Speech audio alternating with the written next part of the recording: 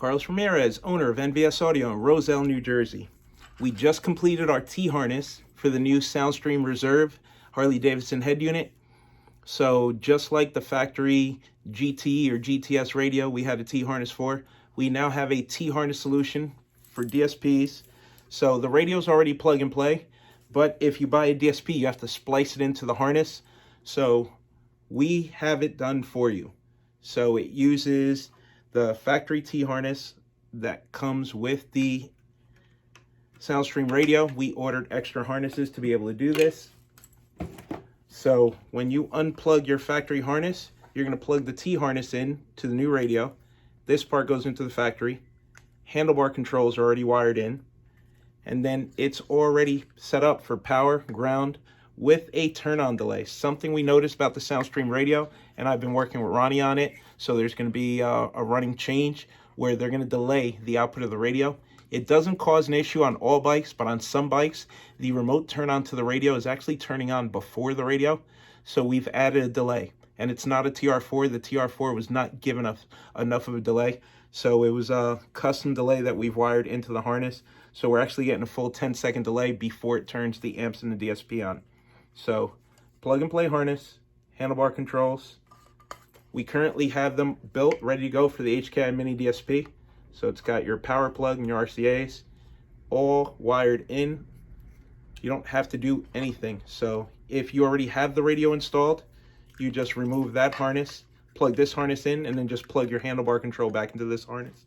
So if you already have the Soundstream radio, the harness is going to ship just like this, minus the handlebar control. And then you just add your handlebar control back into the harness. So it's going to ship just like this. So then you plug in the handlebar controls, 2 plugs, and you're ready to go.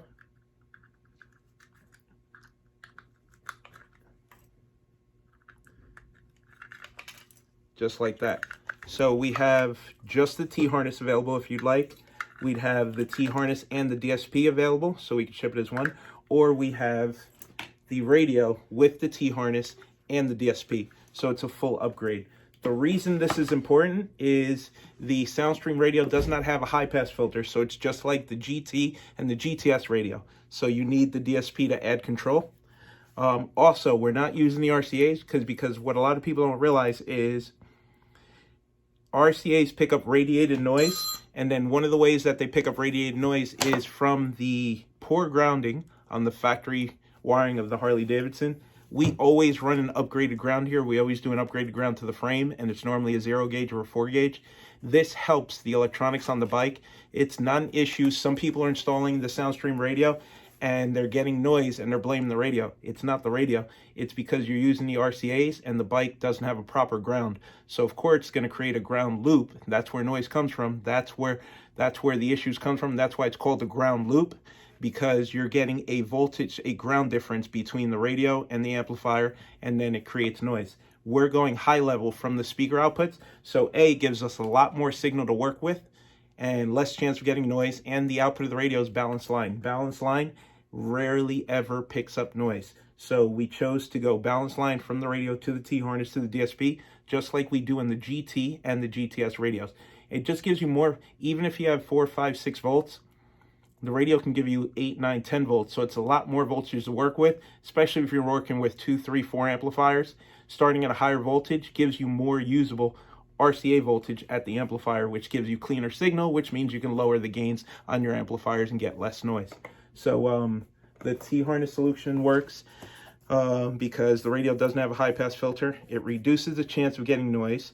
If you have a GT radio that you're upgrading from, then you just plug this in because the GT doesn't have RCAs, so you're not going to be using the RCAs on this radio either. You can choose to use the RCAs if you want, but even if you're upgrading from the Sony, so if you remove it, install our harness with the DSP, you don't have to use the RCAs on this radio. We're going to get signal from the speaker level. So if your system is set up and you have a Sony, if you're adding the DSP, you would disconnect the RCAs from the back of the Sony, plug them into the output of the DSP, and then use this T-harness. You get noise using RCAs in some setups, not all. What's nice about this harness is there's no splicing or cutting. All the connections are done for you. So you get your power, ground, your remote wire for your DSP already done in the harness. So there's no chance of making a mistake. It's already done. This has nothing to do with this, but somebody asked, so in case you have a question, the Soundstream Radio supports 64 gigabytes of flash memory. So you can use up to 64 gigabyte thumb drive or flash drive, whatever you want to call it, to store music on. So that's it. It's our T-harness that we offer. If you don't have the HKI Mini DSP or you're running a different DSP, just let us know which DSP you're running and we could build you a T-harness solution for that.